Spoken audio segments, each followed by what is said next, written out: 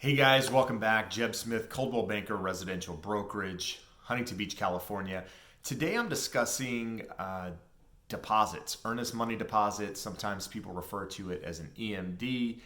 It could be referred to as an escrow deposit as well. I'm going to link a video below where I discuss what those are. But today I'm more discussing the idea or the question of whether or not, once you go into escrow, let me back up a second here. Once you go into escrow, there's a deposit required, which I discussed in that video that I mentioned. The question now is, once you put that money into escrow, is it refundable?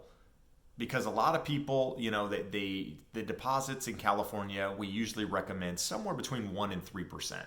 So if somebody puts 2% down on, say, $1 million loan, that's $20,000. They want to know, is that money refundable? And the answer is yes, until contingencies have been released. So in California, in the state of California, when buying a property, a residential property, if you use a residential purchase agreement, you have 6 contingencies as part of that agreement that allow you an opportunity to do your due diligence on that property and get that money back. So that money isn't at risk until you release contingencies on the property, at which point the seller could take the deposit that is in escrow. So the answer to your question, or the answer to my question, it's not your question, is that yes, it is a refundable deposit. So you shouldn't be concerned with losing that money once you put it into escrow, unless you change your mind after contingencies have been released. So as long as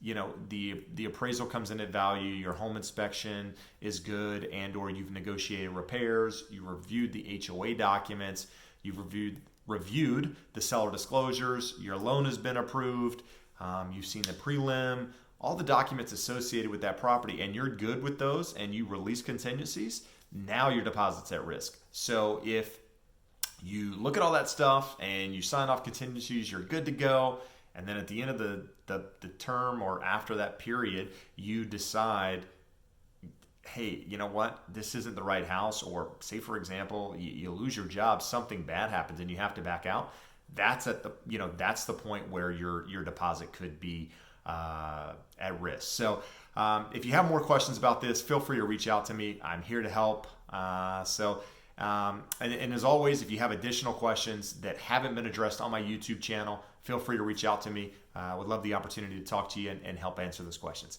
All right, we'll talk again soon. Bye-bye.